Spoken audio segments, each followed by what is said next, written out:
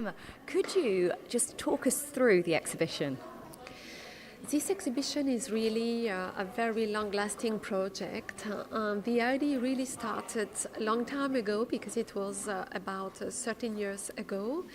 I was the curator of a show in Montreal at the Museum of Fine Art devoted to John Lennon and Yoko Ono.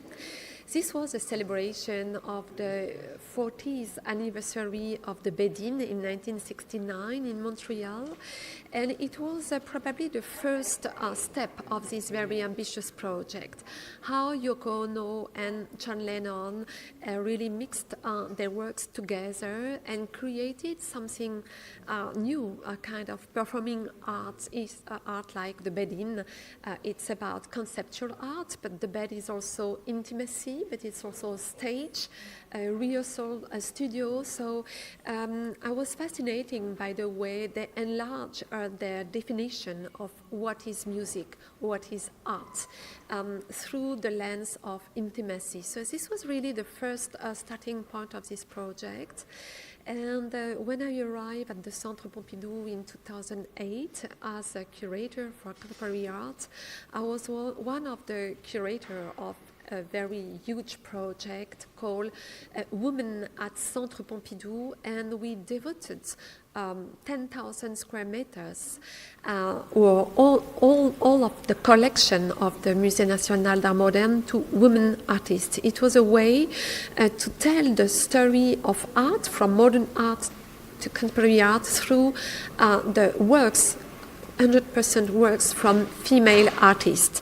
It has been a very strong statement because, as you probably know, only around 8% of the artists exhibited in exhibitions are female. So it's really a few of female artists, and in a way, modern couple started from these two former exhibitions. And it was a way to reread art history of the first half of the 20th century through the lens of intimacy, and how the couple could be also a kind of matrix, and not only a matrix for creation, for love, for invention, for creativity, and not only the altar of sacrifices. Amazing. I can't believe 13 years ago. That's insane. So, why do you think an exhibition which does, as you wander around, you can very much see the female side of it as well? It's not just sort of dominated by the male side, even the females, leading the names. Why do you think that's important for 2018 to sort of get an exhibition like this on? It's wonderful to have this rebirth or second venue of the show, but of course Jane Allison and Caroline Melissa also add their own visions to our project. So it's a kind of second life, and in the context of the celebration about the suffragette in London, this is very crucial to explain also to visitors that it was a kind of fight for women artists to be able to create.